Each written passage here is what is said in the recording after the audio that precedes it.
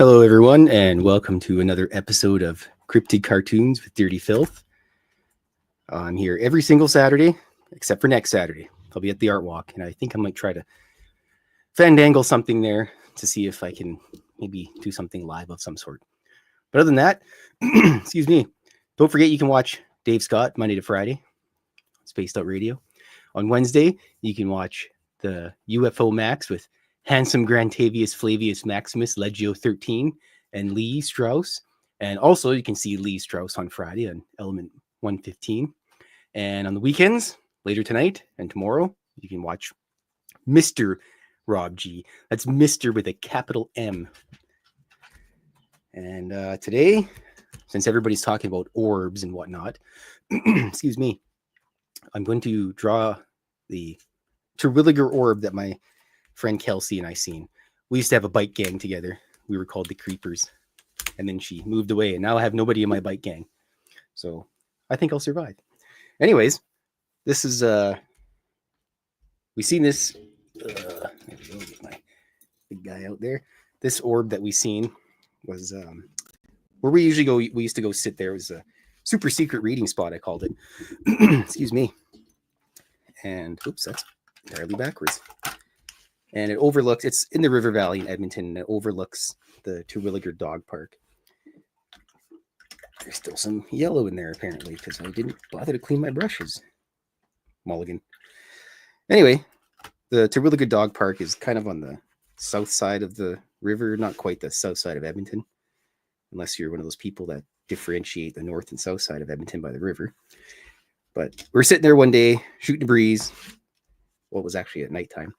And we just see this glowing, I thought it was a flashlight at first, and we're kind of chuckling, and we were flicking our lighters, trying to get the attention of whoever was down there. And after a couple minutes of watching this thing, we noticed that it didn't have the usual gait that it does when someone's walking and holding a flashlight or a hand lantern if you're American. And so we just kind of watched this thing, and it just kind of floated around.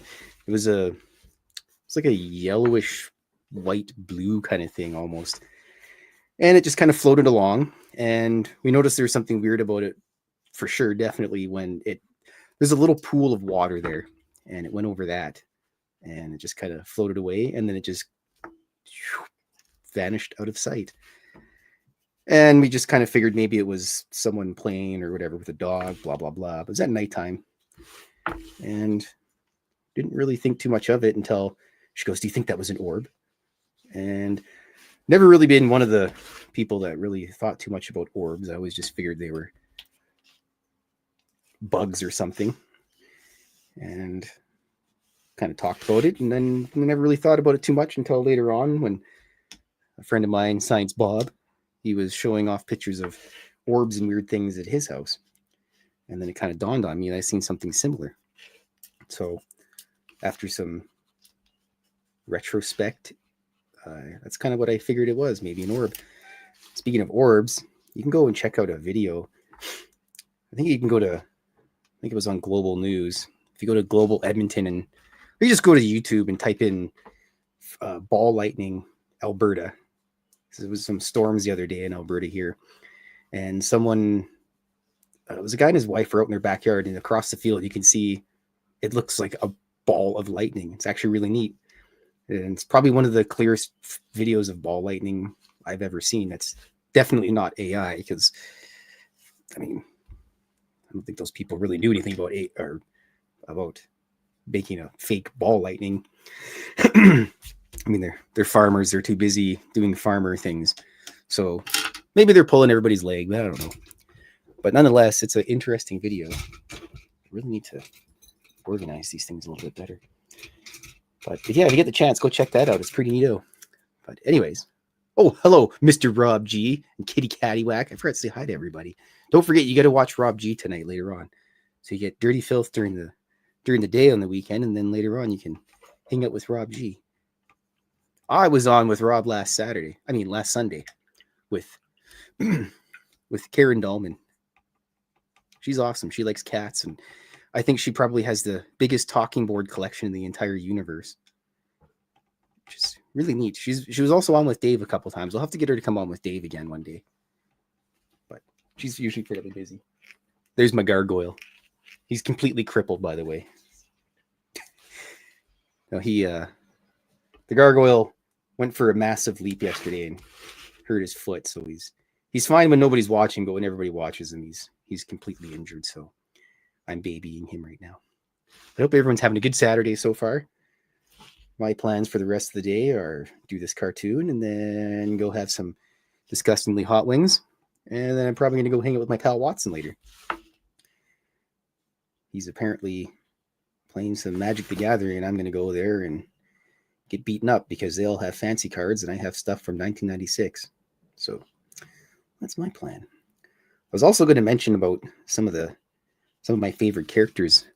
This last show, I got out of hand talking about favorite cartoon characters and whatnot. And the first guy, I was just kind of sitting there thinking about it all week. Some of my most memorable favorite characters from when I was really young was originally Popeye the Sailor Man. I used to watch that with my grandpa all the time. I just thought it was kind of neat because he always liked spinach, and my grandpa and my grandma like spinach, and then they're always like, if you eat your spinach, you'll grow up strong like Popeye. Well, I'm fairly certain I'm not as tough as Popeye, but kind of helped me eat my vegetables, I guess. Anything to get the kids to eat their veggies works out pretty good. But I liked him because he always had that feud with Bluto. He had his trusty friend. Oh boy, what was his friend's name? Wimpy. J. Willington Wimpy, I think it was. And he'd always it was just kind of funny. I get that joke, Dave pays me in pizza, because it always seemed like Popeye just paid Wimpy to do everything, help him out with burgers and whatnot. And it was interesting because he always seemed to have some kind of, Bluto would steal olive oil, which was I thought was the coolest name. And Popeye had to go save her, and there was always some kind of adversary Popeye had to deal with. And in the end, he'd always get beaten up, whatever, and he'd end up having to eat his can of spinach, which I don't think I've ever actually seen a can of spinach in real life. I've always just seen the plant. Excuse me. So it was interesting. Also, the animation style. That's what I always liked about it. Really, really, I guess you could say gimmicky. Everything was, it was kind of like similar to how Felix the Cat would think of something and his question mark would appear and pull the question mark down and build a ship or something out of it.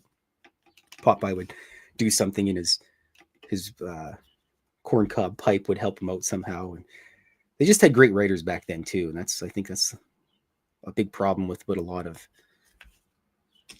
just movies and animation and stories are missing these days, or writers that have original ideas and interesting thoughts, which I'm fairly lucky because I have a writer now, and Fox is pretty smart with once your brain hamster gets going and gives me got a giant backlog of ideas and everything. I posted a bunch of pictures on my X page, excuse me, about Carl Stanton and Alan, and their, Carl gets FAA certified, borrows Fabrice's UFO, and then the boys go for a ride. They go to the city. They stop at a tattoo and piercing place, and Stanton decides that he's going to get a tattoo on the recommendation of the guy behind the counter, who said that, and I quote, "All the girls like this type of tattoo." And Alan questioned whether getting a tattoo above his butt crack was a good idea, and so he did anyways. So that's how Stanton got his tattoo. Excuse me.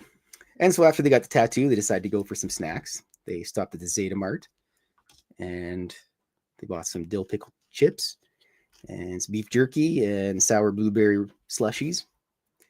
And they went for a ride. And after that, classically, Carl has to ruin everything.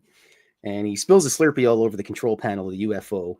And they tried to make a left turn at Albuquerque. It didn't work out. And there's the other boy. And they crashed into the New Mexico desert. So I'm not saying that's how Roswell happened, but I'm just saying that's how Roswell happened. So I got some guys on the inside that let me know about that. So also I want to say, oh, hey, Ange and Mel WD40. I forgot about you too. And Roger Blair. Thanks for jumping in here. Excuse me. 1 second here. I have a swig of my Earl Grey. Delicious, refreshing. I also want to say, if you're listening, Pops, thanks for looking in. And you do good work at the Legion. And I appreciate that. And I know everybody else does. And pet the dogs for me. All right. So back to this guy here. It's a really good dog park. It's actually a really nice place. You can go down there and get lost for a couple hours and wander around the river, the North Saskatchewan River. The only thing about it is you always get a lot of dumbos that go down there and they decide, oh, I'm just going to go walk down near the water. And then they get swept into the river. And, the Vodnik takes their soul and keeps it in a little tiny jar. And if anybody's wondering what a Vodnik is, it's a Slavic fairy type creature. And if you get too close to the water, the Vodnik will pull you in. And that's basically all she wrote. So a lot of Slavic lore around that is if you go fishing, you're supposed to put a little bit of tobacco in the water and you say, Vodnik, here's some tobacco, now give me a fish. And then if you're lucky enough, the Vodnik will give you a fish.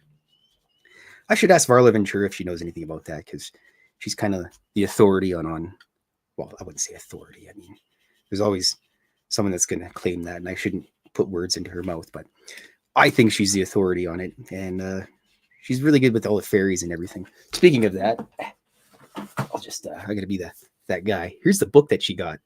Fairies, Pukas, and Changelings, a complete guide to the wild and wicked enchanted realm. And she even wrote this nice little thing in here for me. To my favorite filthy thing that goes bump in the night, Varla Ventura. Nice. I'm pretty lucky to have met her. She's an awesome lady.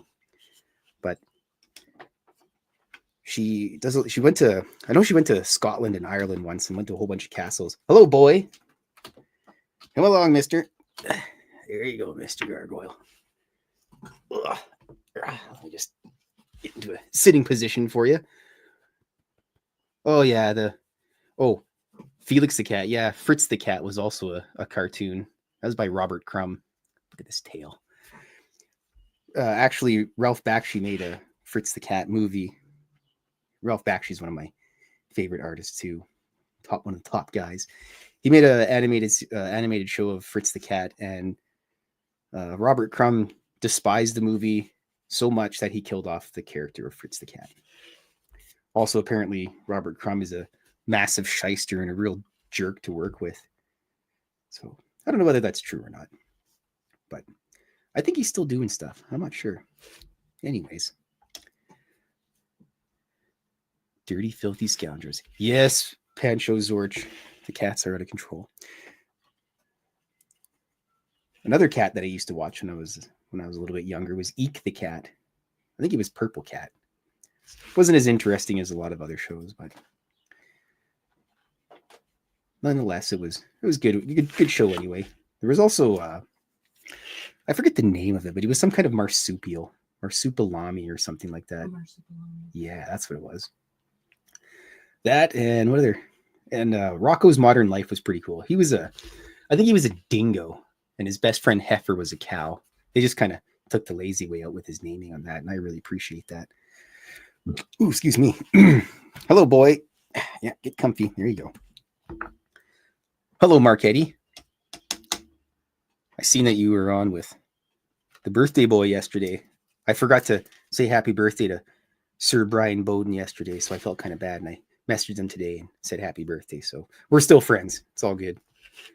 Yeah, there you go, mister. Cat's out of control.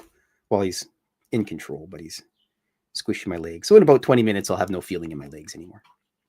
That's what cats are good for. Alrighty.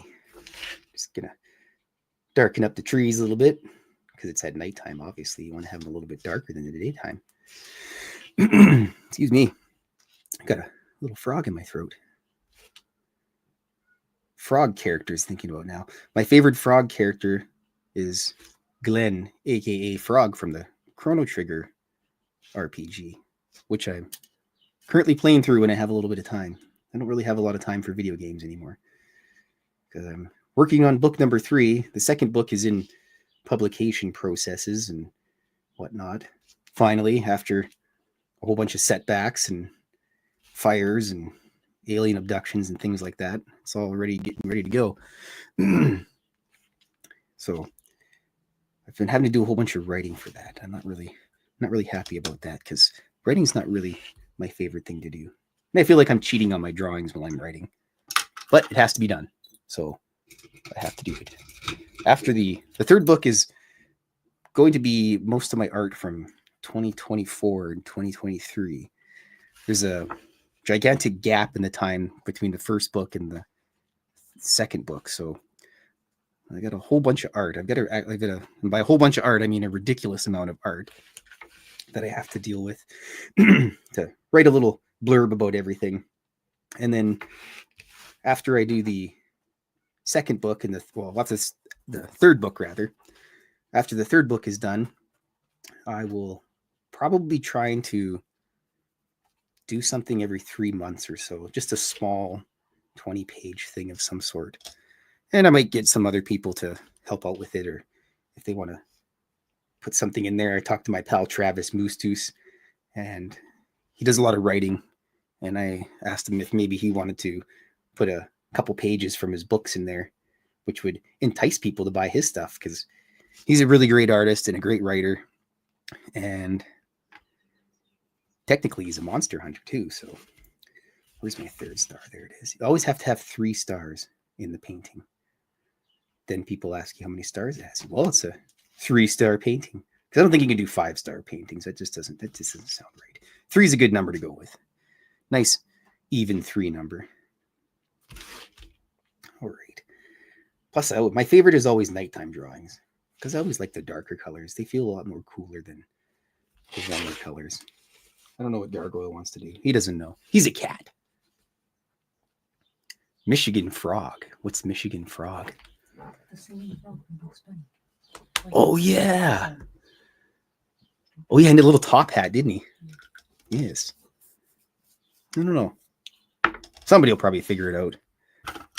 There's a lot of smart people here.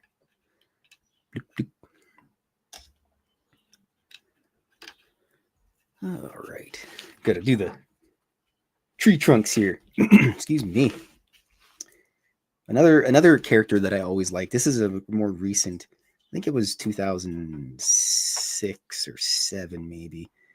But anyways, there was a television show, a short series. It used to come on with another series that was really good. It was called Mission Hill. I mentioned it last week.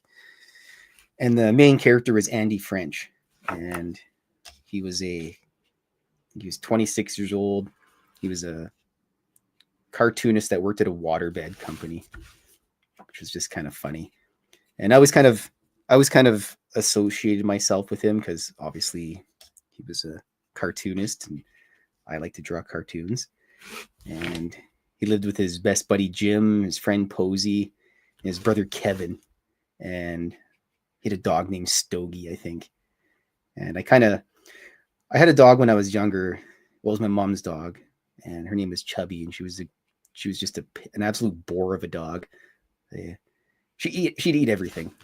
My friend dropped a chicken wing once. It bounced, and she just glomped it, and it just disappeared. I don't even think she chewed the thing. It just vanished into the pit that was her belly. I kind of based my cartoon of her off of Stogie, because in one of the episodes, they had a big party at Andy's place, and then Stogie comes sauntering out of nowhere, and he coughs, and a whole bunch of an ashtray and some cigarettes come falling out of his mouth, and I thought that was comical, so I kind of integrated that with my character of the Chubosaurus, my old dog. She is currently, I haven't drawn that character, or the character that she's associated with was named Captain Corrupt. I actually have a what do you call it? Certificate of registration of copyright for that character. It was the best $60 I ever got or ever spent.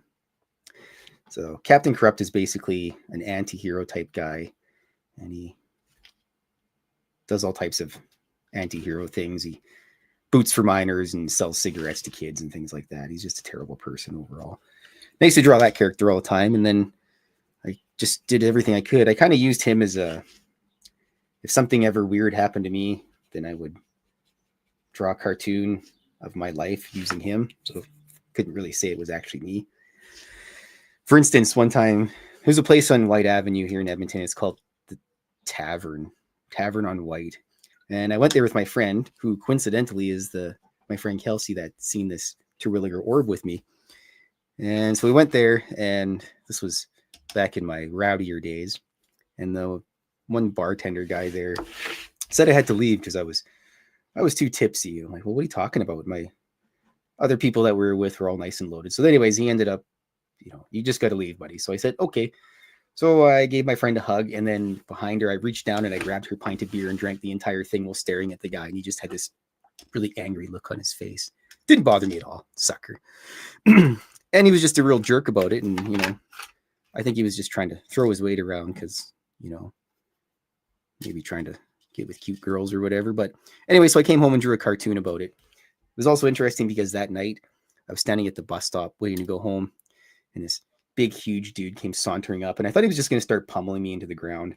He's like, hey, buddy. I'm like, yeah. He's like, do you want a slice of pizza? Well, yeah, I want a slice of pizza. So he gave me a slice of pizza, which was from Checkers, which is my favorite pizza place. And yeah, it was really neat. Also, another thing that night that happened was these couple guys were sauntering by, and they stopped. They just didn't even ask me. They just straight up questioned me. They didn't say anything before. And he goes, who's the Undertaker's brother? And I said, well, Kane. And then he turned to his friends and he's like, yeah, I told you it was Kane. And then they said, cool, have a good day or have a good night. And then I got on the bus and I went home. And then I proceeded to draw that cartoon. It's actually a pretty good cartoon. I'll have to share it on my Instagram and X page one of these days. I have a website, but it takes more time to update the website than it does to put anything onto just Instagram and whatnot. Plus on Instagram, you can put music. I need my gray boy. Do you want tea or anything? Okay. Chihuahuas are pretty cool because Auntie, I always say Auntie. Hello, Beano from Oz. Yeah, chicken bones aren't good for dogs, but what are you going to do?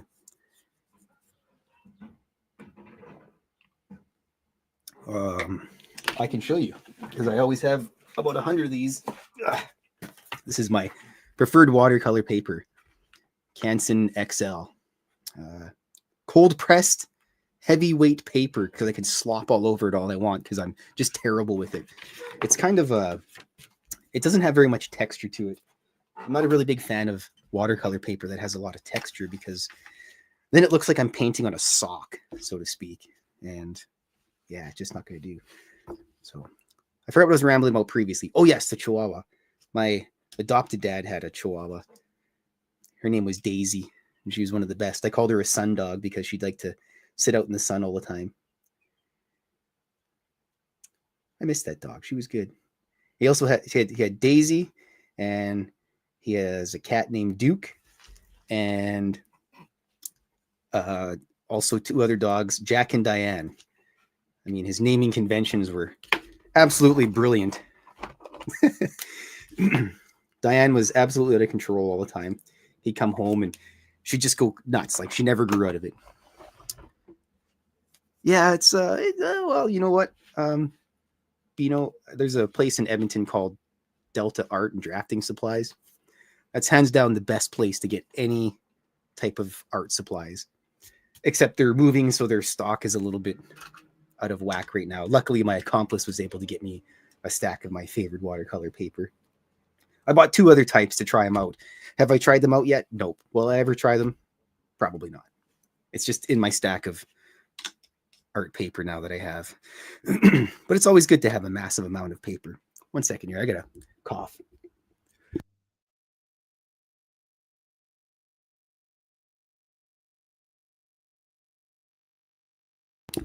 Okay, I have not died. I have returned. So, yeah, you got to have the animals, no matter what. Dogs, cats, reptiles. I even got some fish downstairs. There's one big fish in there. I call him Gutty because he's got a big fish gut. He's a He's a big goldfish, and they just have a bunch of tetras, and there's a loach in there. I call him the wiggle worm. I thought he was dead because I didn't see him for a while, but I cleaned the fish tank out the other day, and he wasn't very happy about it because we removed him from his hiding spot. And I got a couple of the oh bloody hell! They look like little tiny sharks, and they eat all the algae off the walls. I can't remember what you call them. Pardon? Plecostomus? Yes. Plecostomus. Plecostomus. Holy. Yes.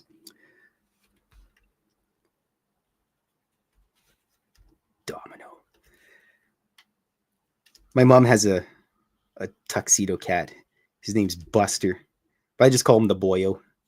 He used to have a brother named Snuggles, which I called the perv because anytime he'd have a shower, he'd always peek in on you.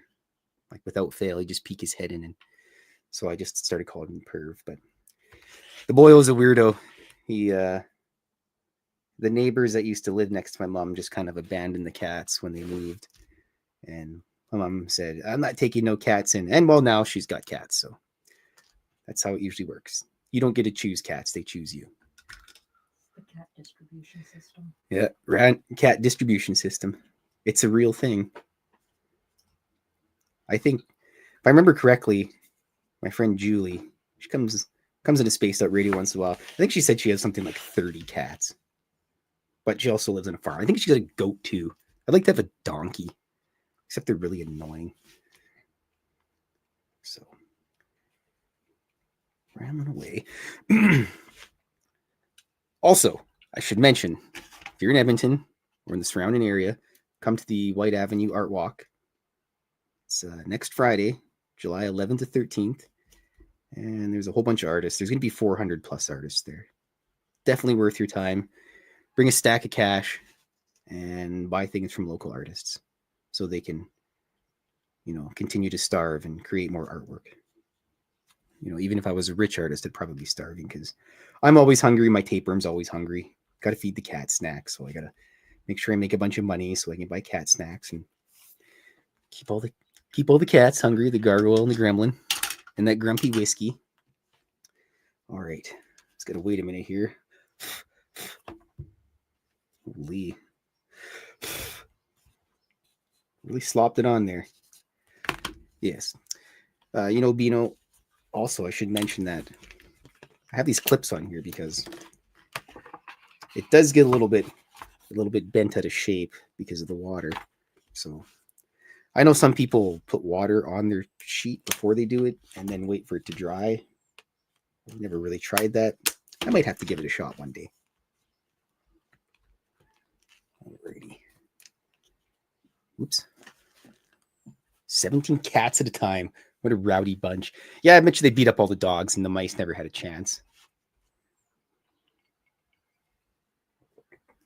All right. I think I might have to color this alien a little bit more so he pops out from the bush a bit. There wasn't an alien that I could see while we witnessed this little orb. But it's always nice to put an alien. There might even be a Sasquatch hiding there somewhere. I'm not sure. I can't see him. Nobody else can. Stretching. Yes, that's the word. I used to have it was just a piece of like plexiglass and I used to tape. I don't even know what happened to it. When I moved, it just disappeared. Or somebody stole it, or I just ended up throwing it out. But it was a big piece of white plexiglass. I used to tape everything to it. And then when I was done, I wouldn't take the tape off. I did it the one time and it ripped everything. So I just cut it out. And it actually worked pretty good. But now that I think about that, I have no idea where that is. I mean, fairly certain when I moved in here like 10 years ago, I had it. Maybe. I don't know. It's going to bug me now. I may have to go. I think I'm going to have to do that tonight after I get home later is dig through all my stuff in the basement and see if it's in a pile somewhere. It probably got thrown out. The missus probably seen it, was like, what's this crap? And just tossed it. Like she just gave away all my spices one day. Oh, jeez. Grounds for divorce right there. All right. I have to do a little bit more of the background here because it's not as dark as I'd like it to be in some of these spots. It can't be as dark near the sun, near the moon, because the moon gives off a little bit of its own light. If you believe in the moon. Some people were arguing, I seen the other day, about if we actually landed on the moon, and I had to be a jerk and chime in and say, you guys believe in the moon? And then they promptly started bugging me and making fun of me, and I chuckled because that's always the best. People that say they didn't land on the moon, you just tell them the moon doesn't even exist. I mean, apparently they crashed a spaceship into it and it, quote, rang like a bell. I'm not sure if that means anything, but I mean, I know a couple years back, Grant did a show about that when he was doing the after hours. They mentioned about they crashed a ship into the moon and it rang like a bell. Bonk. So some people claim that the inside of the moon is actually some kind of base or a star base or some kind of satellite of some sort.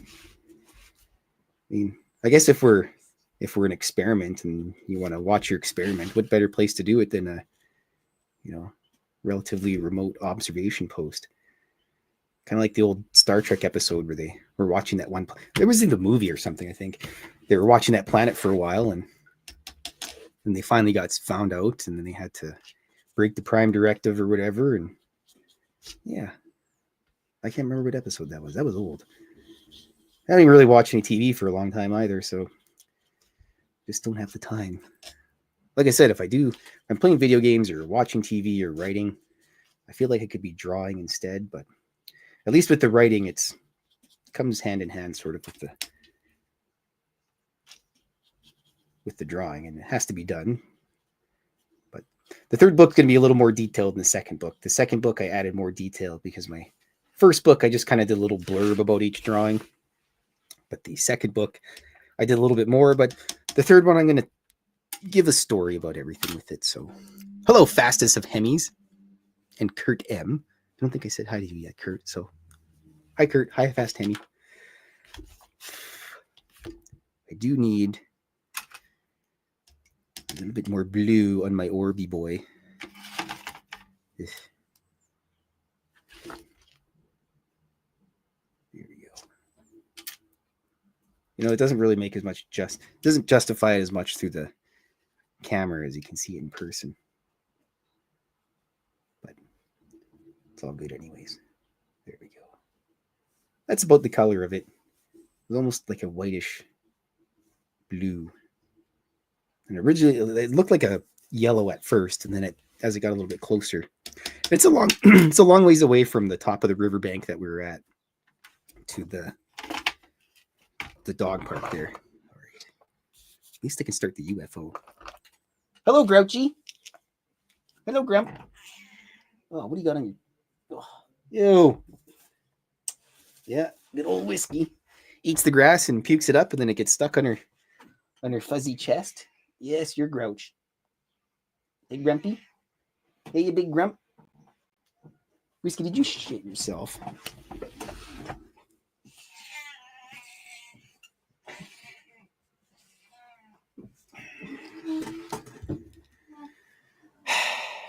Go see your mother.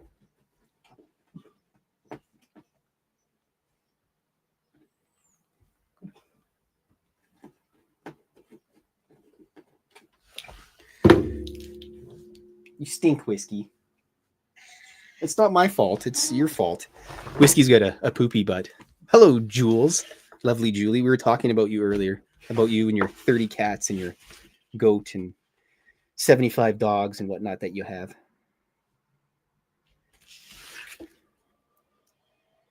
Yeah.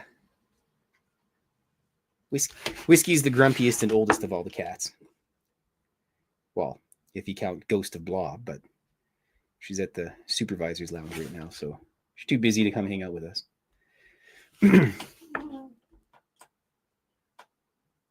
Yeah, it's probably not going to help you, Whiskey.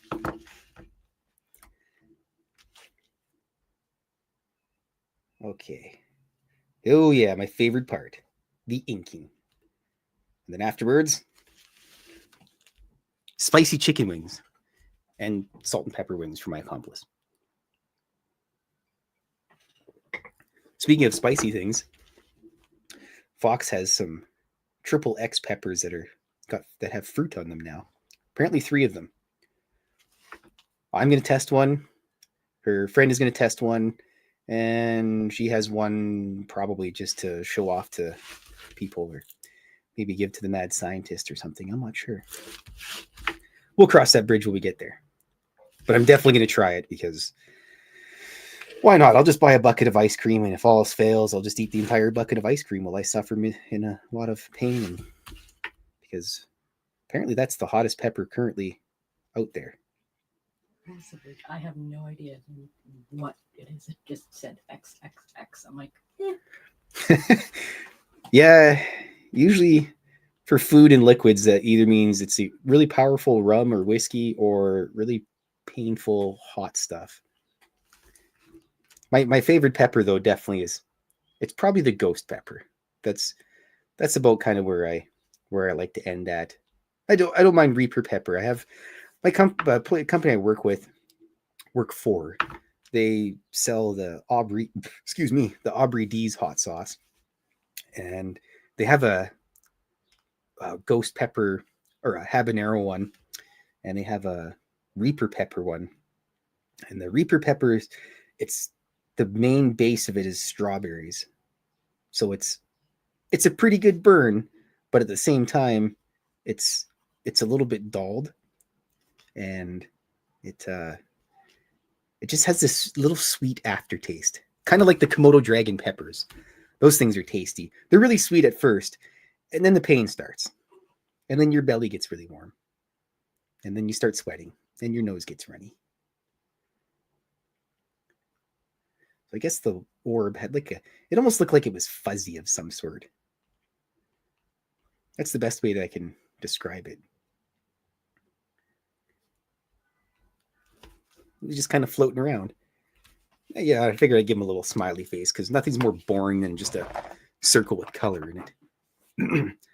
maybe Walmart's gonna try to sue me for drawing a smiley face, but I guess he's not yellow, so they can't really do anything.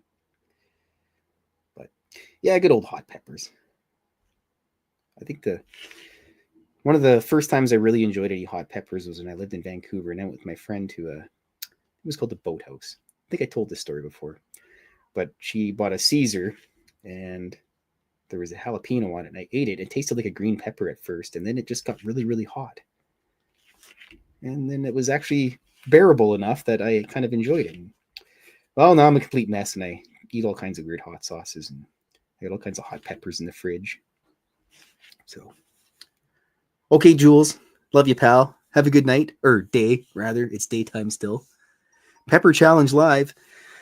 Nobody wants to see my face, so I could draw the aftermath of it, which would be okay. I did the 1-chip challenge one time. It was a chemical burn more than anything. Wasn't the best. Didn't really have any flavor. Actually, I did it during a spaced out radio meeting. Dave was like, "Filthy, why are you so quiet?" I'm like, "I ate that chip." He's like, "Oh, should have told us." I'm like, "I was too busy dying, Dave." That was a good time. That was a long time ago. That was 2022, if I remember correctly. Around that time, 2022, 23. I guess it wasn't that long ago. What are you doing, poopy butt? I'd be grumpy if my bum was poopy too.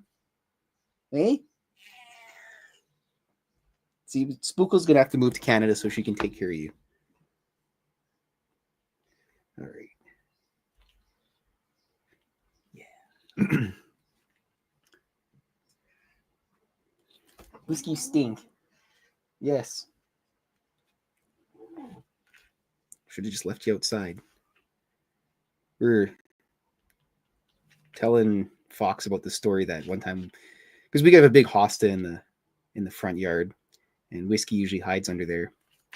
And the one day she came out of there and she had this big slug drooping off her ear. Little slugs. Slugs are just homeless snails. That is one stinky cat. Jeez, Whiskey.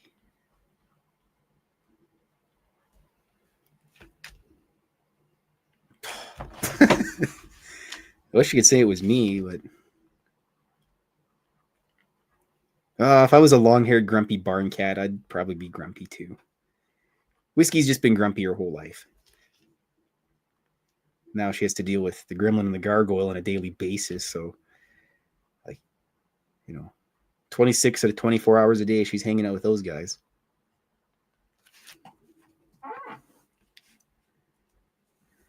Yeah, that's how she sounds all the time.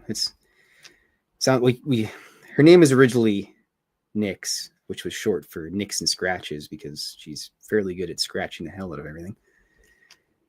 And when she got a little bit older, she started to sound like she was. Take your stinky cat, lover. When she got older, it sounded like she basically ate an entire pack of cigarettes and drank a bottle of whiskey. So that's why we decided to call her Whiskey. And it just actually works really good because, especially for a cat that you never expected to name Whiskey. She was originally a farm cat as well, like the Blob was. Story about the Blob. Blob was originally found half frozen in a hay bale. That's why she had really cropped little ears and her tail was fairly short.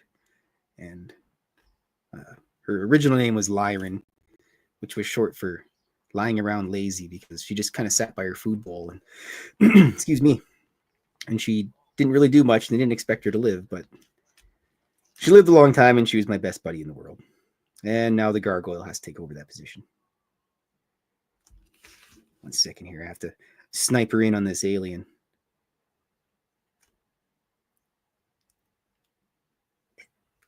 There we go.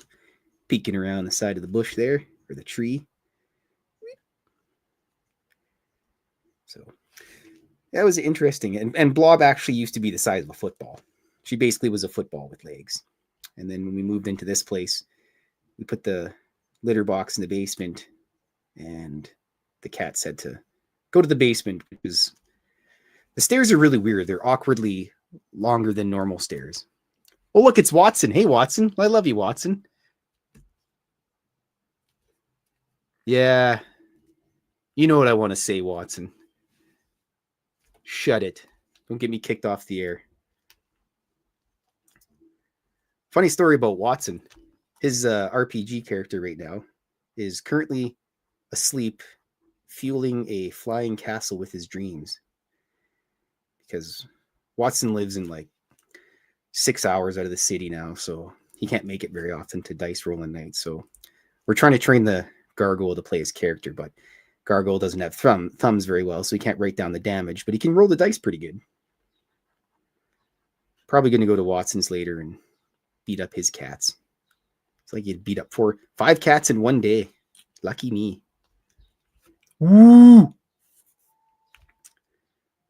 By the way, Watson, make sure you come over to Curtis's magic thing on not next Friday, but the next Friday after. Because I got the very important art walk there, boy. I've known Watson for 10,000 years. He was the first guy we ever rolled dice together with. He rolled up an orc fighter named Thark Brutefist. He ended up teaming up with a high elf named Mr. Lantherval and their friend Carnago. And they ended up pissing off a bunch of gods. And then they got their heads stomped in. And Thark thought he was dead, but the orc god Groomsh said, nope, you're my champion. And he sent him back. And they proceeded to stomp the guts out of these guys. And then they pissed off the Netherese, and the Netherese wanted to get their tower back, and they sent their greatest champions, and all their heads are adorning inside of the Onyx Spire Tower, guarded by Slobbertooth, the gigantic troll. Then Thark and his friends ended up making an alliance with a dark elf and his friend. Those two, one of which was Nefer Duskrin, named after one of my good friends from a long time ago. I haven't seen her for a million years. She's actually an artist and she lives in Egypt. We used to play World of Warcraft together. She's absolutely one of the coolest ladies I've ever got the pleasure to talk with. They ended up having to deal with said gods that were bothering them. and they had a massive fight on this ship, crashed into a desert, and there was dervishes dervishing, and there was all types of craziness going on. Good times. I think that campaign was 6 years or so. Those characters are currently steaming towards Waterdeep in one of the two stolen ships that they got from pirates, the Sword and the Shadow. And those ships can interchange themselves on any plane of existence if they share that plane of existence, which makes them a very special type of ship. And I'm rambling about dice rolling things because that's what I also do. That's the only writing that I like to do that isn't associated with writing my books, because I like to create my own fantasy world. Mrs. Fylth and I actually have a homebrew fantasy world. We played a couple RPGs in that before campaigns. And I included things like Sasquatch in that world. Blah, blah, blah about RPGs. Excuse me.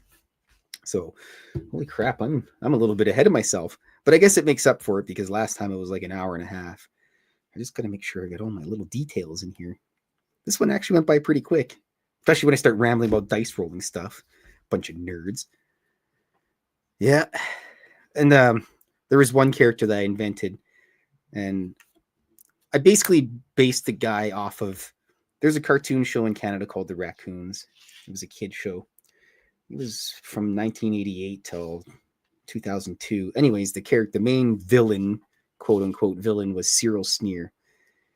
And I created a character. His name was Blixley Broomhandle, and he worked at the Best Better Builders Business Bureau. And he was kind of a shyster, and he stole a bunch of stuff from the characters. But that's not important. I think we're just about done here, actually. Let's get a little more tufts of grass there, because it is fairly tuftily full of grass, if tuftily is a word. I don't think it is. But it is now. I just invented it. Patent pending. Actually, I haven't gone to my super secret reading spot this year. I might have to do that tomorrow. I usually go for a bike ride on Sundays anyways. All this little tufts of grass. I was originally going to think to draw a gnome in there, but the gnome is currently at the space bar swindling the Sasquatch, Mr. Bigfoot. All right. Let's put the frame on there so everyone can see how nice it looks. Look at that. Ye Old Dog Park. Yeah. Everything has to have ye old, and old has to be spelled with an E at the end, because then you know it's actually old. So this was the Terwilliger Orb. And I'd like to say thanks for everyone for hanging out. I'm not going to be here next Saturday. I'm going to try to do something that I can get. I'm going to try to, maybe I'll go some point in time live. I don't know how that'll work, if anyone just wants to sit there or whatever and stare at a bunch of plushies and whatnot. I've been looking into that. Just getting a data only plan, just stream it. Haven't gotten too far on that, but well, we'll figure it out anyways. I was a dice need in my ear. Yeah, dice nerds are the best. The first RPG I ever played was Palladium, and and then After the Bomb, the Mutants in Avalon. That was cool. I played a fox. Yeah, he got killed by the Saxon invaders. Sucks. Still remember that. Yeah, first character I ever had. I think the DM went out of his way to kill him. But anyways, thanks again for everyone for watching. I won't be here next Saturday. Try to figure something out. But I'll be here every other Saturday, pending UFO abduction, acts of gods, anything like that. Or maybe if Dave does a spaced out radio thing next year, then I'll probably be there with a bunch of plushies and artwork. So anyways, I'd like to say thanks again, everyone, for hanging out. Watson, I will probably see you later. And everyone else, have a good rest of your evening. Remain dauntless.